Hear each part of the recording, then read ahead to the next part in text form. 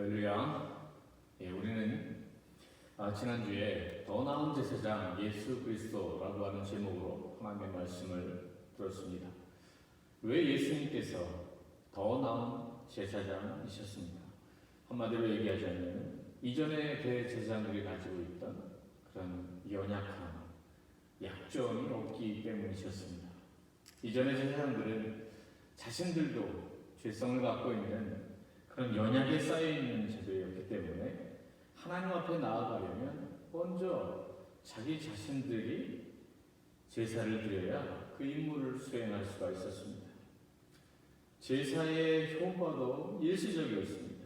그러나 예수님은 그 모든 약점들을 극복하셨고 그 사명을 다 완수하신 후에 하나님 보좌 우편에 앉아 계셨습니다. 그러니 더 나은 제사장이 틀림없는 것입니다. 자, 오늘은 그 더 나은 제사장으로 말미암아 이루어지게 된 새 언약에 대해서 살펴보도록 하겠습니다. 그래서 오늘 말씀의 제목은 더 나은 언약, New Covenant, 새 언약에 대해서 말씀드리려고 합니다. 자, 오늘 본문 7절이 어떻게 시작하고 있습니까? 7절 한번 읽어볼까요?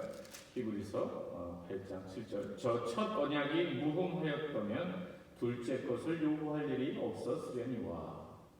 자, 이 말을 풀이하자면 어떤 말입니까? 첫 언약에 흠이 있어가지고 둘째 언약이 나오게 되었다라고 하는 말입니다.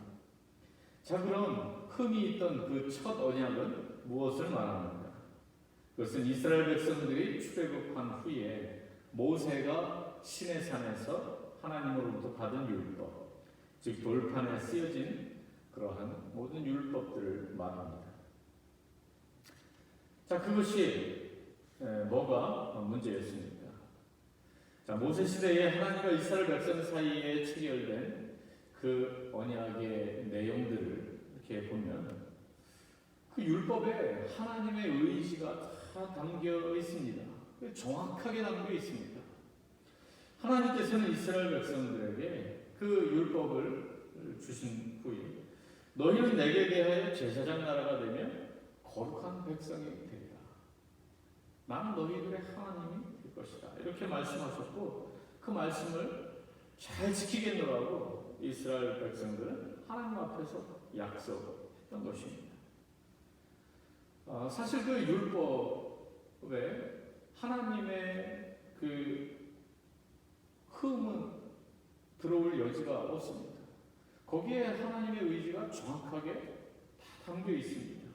그리고 그 언약을 체결하는 방식에 있어서도 하나님께서 말씀하셨고 이스라엘 백성들은 자원해서 거기에 반응합니다. 아무 문제가 없는 것입니다. 근데 중요한 결정, 치명적인 그런 약점이 그 옛 언약에 하나 있었는데 그것이 뭐냐면 바로 그 언약의 당사자였던 이스라엘 백성들에게는 그 언약을 지켜낼 능력이 없었다라고 하는 것입니다. 율법을 주시는 하나님께서는 완전하고 거룩하신 분이었지만 그 언약의 대상자가 되는 인간은 죄성을 가진 인간이었다라고 하는 것이죠. 그래서 이것을 아신 하나님께서 다른 대안을 마련해 주신다는 것입니다. 그 말씀이 오늘 본문 히브리서 8장 8절에 나와 있습니다. 저희를 허물하여 이르시되 주께서 가라사대 볼지어다 나를 이르리니 내가 이스라엘 집과 유다 집으로 새 언약을 세우리라. 자, 이런 말씀들은 이제 예레미야 31장에 나오는 그런 말씀들을 인용하는 그런 말씀이 되겠습니다. 구체적으로 이후에 이제 나오는 말씀들이 새 언약의 특징에 대해서 말해주고 있습니다. 새 언약이 좋은 이유는 한마디로 옛 언약이 갖고 있던 그런 치명적인 약점, 즉 지킬 수 없다는 약점을 극복했다라고 하는 것입니다. 이것이 어떻게 가능했을까요? 그것은 이제 나중에 계속 살펴보겠지만 하나님과 언약을 체결하는 그 언약 체결 당사자와 그리고 그것을 성취하는 방편들을 획기적으로 바꾸면서 가능해졌습니다. 자, 이제 좀 더 구체적으로 새 언약의 특징을 살펴보겠습니다. 자, 첫 번째 새 언약의 특징은 바로 돌판이 아니라 그 율법이 사람들의 생각과 마음에 새겨졌다라고 하는 것입니다. 오늘 10절 말씀이 이것을 말하고 있습니다. 또 주께서 가라사대 그날 후에 내가 이스라엘 집으로 세울 언약이 이것이니 내 법을 저희 생각에 두고 저희 마음에 이것을 기록하리라. 자, 그 이유가 9절에 나오고 있습니다. 그 9절에 말씀이 이렇게 되죠. 또 주께서 가라사대 내가 저희 열조들의 손을 잡고 애굽 땅에서 인도하여 내던 날에 저희와 세운 언약과 같지 아니하리라. 저희는 내 언약 안에 머물러 있지 아니하므로 내가 저희를 돌아보지 아니하였노라. 즉, 그 옛 언약이 주어졌을 때는 어땠다라고 하는 것입니다. 이스라엘 백성들이 옛 언약에는 신실하게 머물러 있지 않았다라고 하는 것입니다. 그래서 새 언약을 줍니다. 그 언약을 이스라엘 백성들이 지키지 않더라라고 하는 것입니다. 더 정확히 말하면 지키지 못하는 것입니다. 그래서 하나님의 새 언약은 하나님께서 직접 하나님의 백성들의 마음에 들어오셔서 마음을 뒤집어 바꾸시어서 하나님의 의지를 따를 수 있도록 하시겠다라고 하는 것입니다. 자, 그 하나님의 의지, 그 율법을 너희들의 마음과 생각에 두겠다. 11절 말씀을 한 번 더 읽어볼까요? 또 각각 자기 나라 사람과 각각 자기 형제를 가르쳐 이르기를 주를 알라 하지 아니할 것은 저희가 작은 자로부터 큰 자까지 다 나를 알느니라. 자, 이 말은 무슨 말입니까? 이것이 이제 두 번째 새 언약의 특징으로 발전하는데, 하나님께서는 이제 자신의 뜻이 사람들에 의해 간접적으로 전달되는 것을 이제 원치 않으시고, 하나님 자신이 직접 그것들을 백성들에게 알게 하시는 방법을 선택하시겠다라고 하는 것입니다. 즉, 이 말은 이제 레위 제사장들과 서기관들의 역할이 끝났음을 의미하는 것입니다.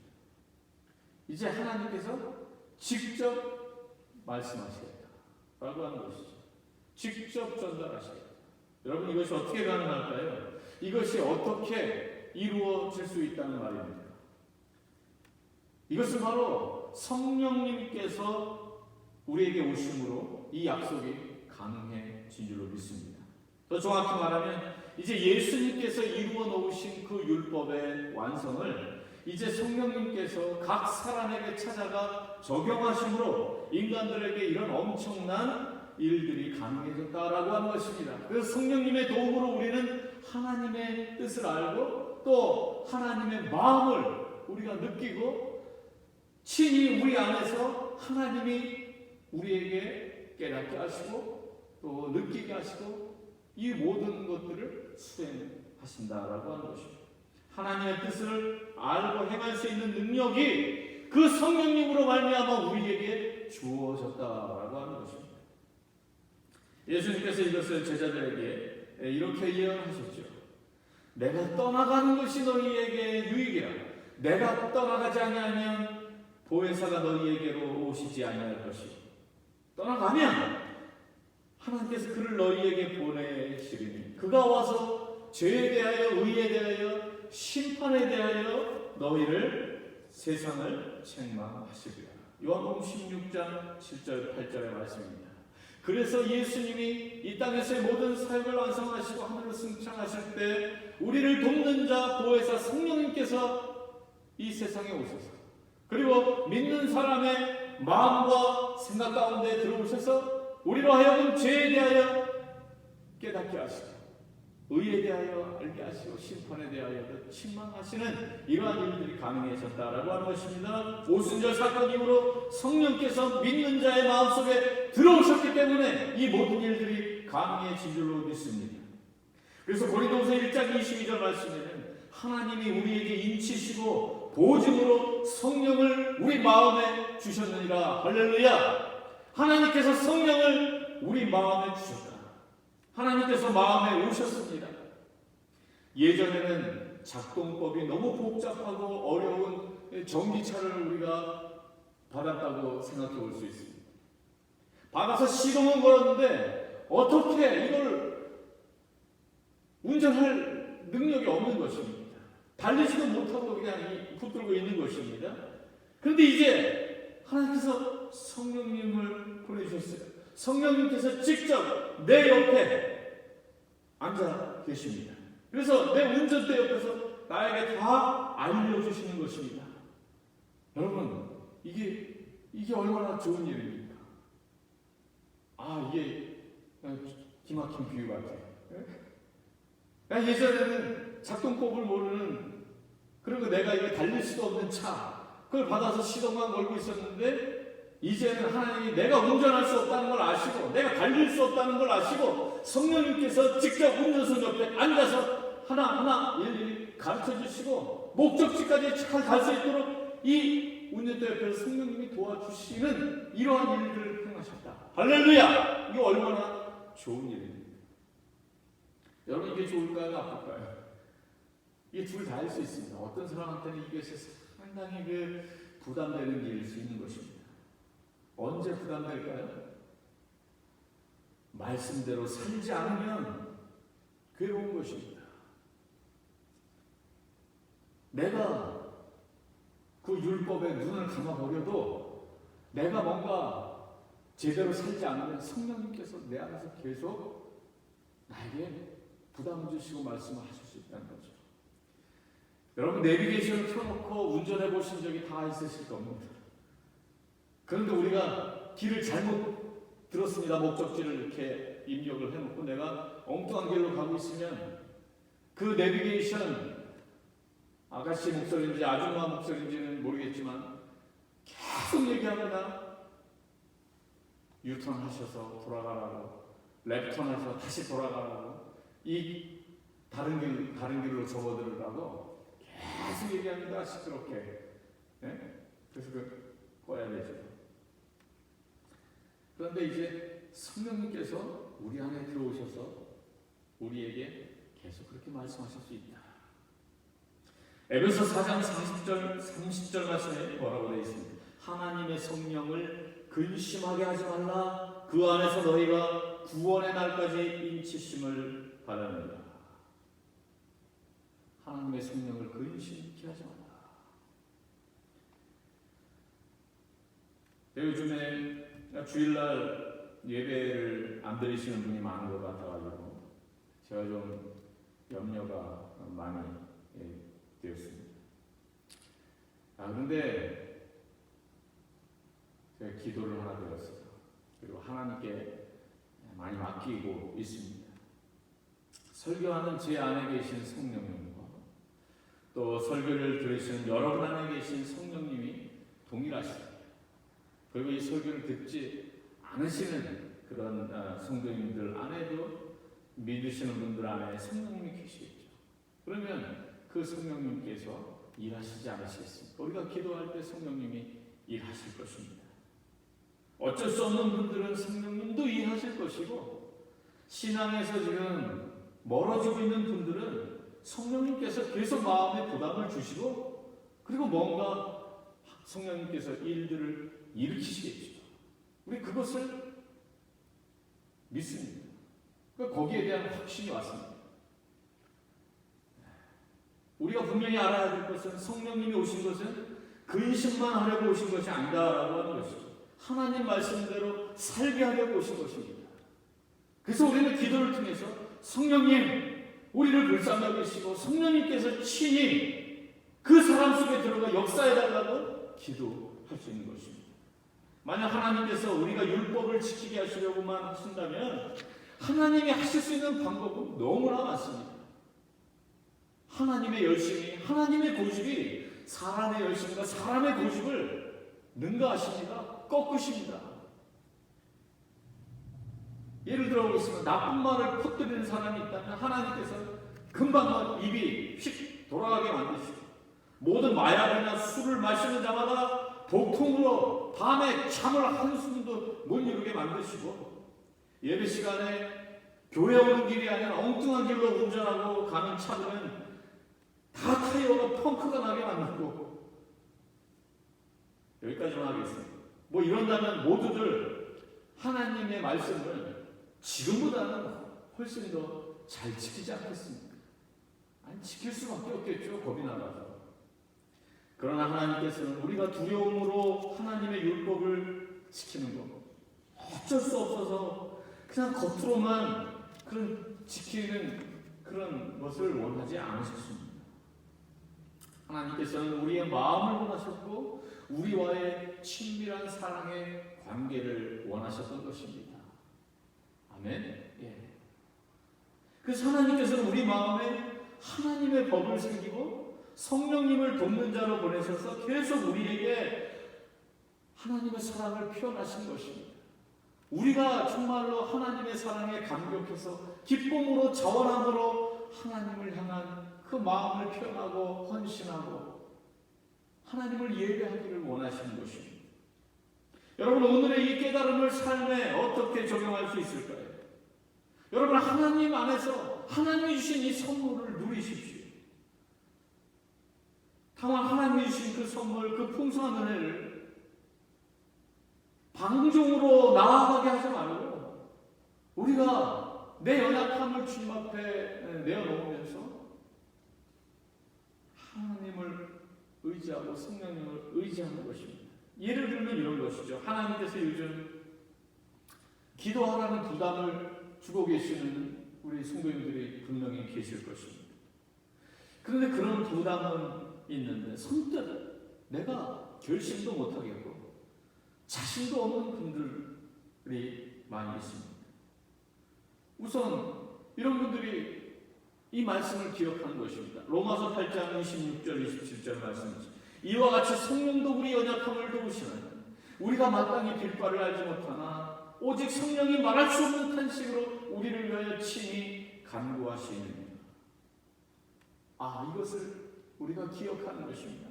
그리고 우리가 할 일은 오직 하나입니다. 주님, 요즘 제 마음이 너무나 냉랭합니다. 저는 기도해야 한다는 것을 알고 있습니다. 그런데 제 의지가 약하고 제가 그렇게 할 수 있는 형편이 잘 안 됩니다. 하나님, 저를 불쌍히 여겨주십시오. 그러면 주님께서 부드러운 사랑 가운데 여러분에게 말씀하실 것입니다. 그래, 내 힘으로는 단식분도 기도할 수 없을 것이다. 그러나 나는 너를 그 기도하지 않는 죄에서 건져낼 수 있는 능력이 있다. 내 힘으로 승리해보겠다는 그 노력을 중지해라. 그리고 나를 믿어라. 내 마음을 온전히 나에게 내어둬. 내가 너를 기도하도록 도울 것이다. 여러분, 우리가 정말 어린아이 같은 마음으로 하나님의 도움을 구하는 것입니다. 그러면 하나님의 역사가 거기서부터 시작되는 것입니다. 여기에 오기까지 아마도 여러분 안에서는 작은 싸움이 진행될 것입니다. 갈등도 있을 것입니다. 그러나 그 순간에서 피해버리지 마십시오. 그냥 놔버리지 마십시오. 그래도 성령님을 의지하는 것을 우리가 몸부림치면서 그래도 결국 붙든다. 그래도 이 신앙을 붙들고 그래도 이 예배를 놓지 않겠다고 이거 붙들고 있으면 성령님께서 분명히 그것을 가능하도록 환경과 사람과 시간과 여건들을 바꿔주시고 그 안에서 하나님의 역사가 이루어질 것입니다.